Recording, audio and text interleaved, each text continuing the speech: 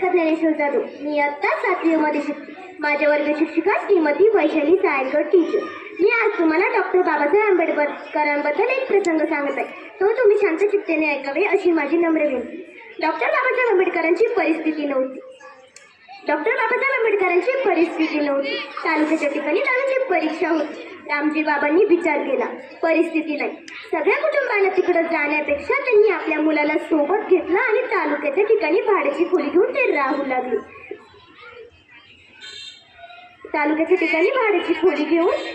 लागले. स्वतः रामजी बाबा त्यांना जेवण करून घालायचे.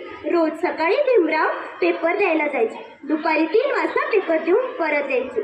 तोपर्यंत रामजी बाबा जेवण तयार ठेवायचे. पेपरला एके दिवशी गेलेले भीमराव परत आले.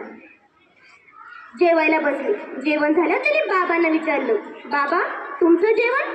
नाही, तुम्ही जेवून घ्या, तुमचं झाल्यावर मी जेवतो. आंबेडकर म्हणाले, ठीक आहे. दुसऱ्या दिवशी परत पेपर देऊन आले. जेवायला बसले. जेवण झाल्यावर त्यांनी बाबांना विचारलं, बाबा तुमचं जेवण? नाही, तुम्ही जेवून घ्या, तुमचं झाल्यावर मी जेवतो. भीमराव म्हणाले, ठीक आहे, आणि अभ्यासाला गेले. तिसऱ्या दिवशी परत पेपर देऊन आले. जेवायला बसले. जेवण झाल्यावर त्यांनी बाबांना विचारलं, बाबा तुमचं जेवण? नाही, तुम्ही जेवून घ्या, तुमचं झाल्यावर मी जेवतो. पण त्याच वेळी भीमरावांच्या लक्षात आलं, माझं जेवण झाल्यानंतर टोपल्यात भाकरी शिल्लक राहत नाही. माझे बाबा 3 दिवसापासून म्हणतात तुमचं झाल्यावर मी जेवतो.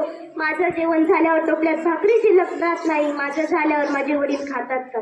त्यांनी बाबांना विचारलं, बाबा 3 दिवसापासून मी तुम्हाला विचारतोय, तुमचं जेवण तुम्ही म्हणताय तुमचं झाल्यावर मी जेवतो. माझं जेवण झाल्या टोपल्यात भाकरी शिल्लक राहत नाही, मग तुम्ही खातात काय? तुम्हाला भूक नाही का लागत? तुम्हाला त्रास नाही का होत?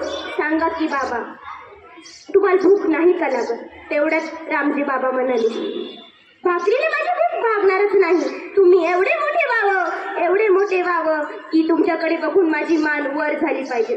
साऱ्या दुनियेला तुमच्या जय जयकार केला पाहिजे. ज्यावेळेस असे घडेल त्यावेळेस माझं भूक भागेल. भाकरीने माझी भूक भागणारच नाही. धन्यवाद.